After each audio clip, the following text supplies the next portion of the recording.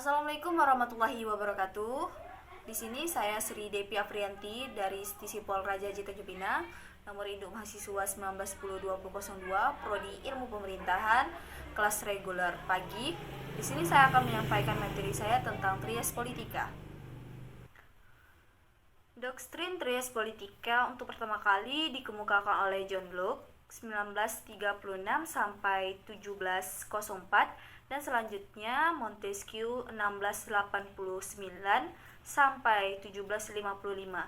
Menurut John Locke ada 3 kekuasaan negara, yaitu pertama legislatif, membuat peraturan undang-undang, yang kedua eksekutif, kekuasaan untuk melaksanakan undang-undang dan di dalamnya termasuk kekuasaan untuk mengadili, yang ketiga federal, kekuasaan untuk yang meliputi segala tindakan untuk menjaga keamanan negara dalam hubungan dan negara lain seperti membuat aliansi dan sebagainya.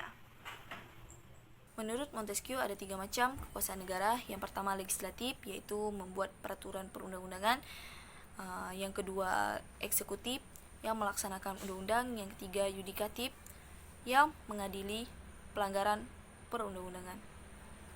Yang pertama legislatif, yaitu berfungsi sebagai membuat perundang-undangan. Yang kedua sebagai pembuat budgeting. Yang ketiga sebagai controlling. Badan legislatif yaitu merupakan parlemen perwakilan rakyat seperti Dewan Perwakilan Rakyat DPR, MPR dan DPD.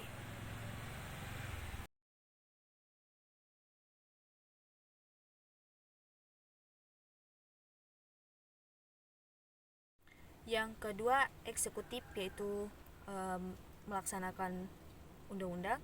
Di sini meliputi presiden, wakil presiden, beserta menteri. Terus di bagian provinsi ada gubernur dan wakil gubernur.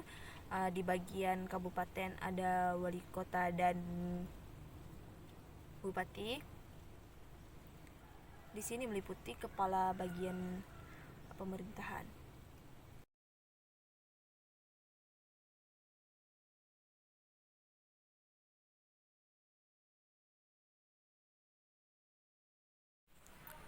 Yang ketiga yudikatif.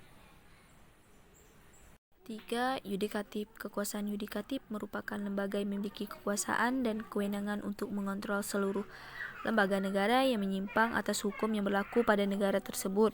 Lembaga yudikatif dibentuk sebagai alat penegak hukum, hak penguji material, penyelesaian penyelisihan, hak pengesahan peraturan hukum atau membatalkan peraturan apabila bertentangan dengan dasar negara. Ada kekuasaan yudikatif di Indonesia dipegang oleh beberapa lembaga seperti MA, Mahkamah Agung, MK, Mahkamah Konstitusi, dan KY, Komisi Yudisial. Lembaga yudikatif menjadi lembaga tinggi negara, elemen terkuat, namun penerapannya masih cenderung lemah karena masih banyak ditemui hakim yang korup dan menyalahgunakan kekuasaan.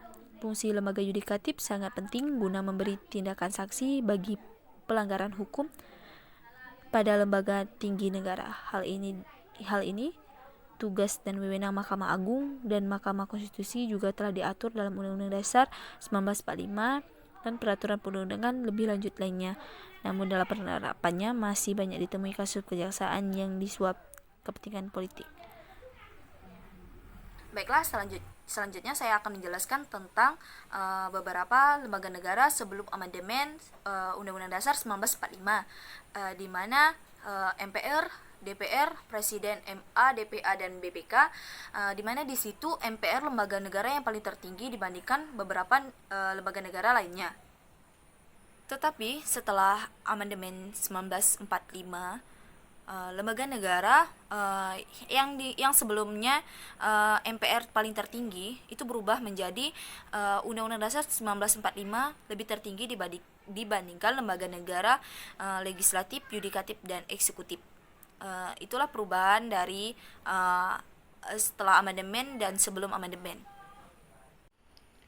Baiklah, itu saja penjelasan materi tentang Trias Politika. Jika ada kesalahan saya mohon maaf. Saya akhiri dengan wassalamualaikum warahmatullahi wabarakatuh.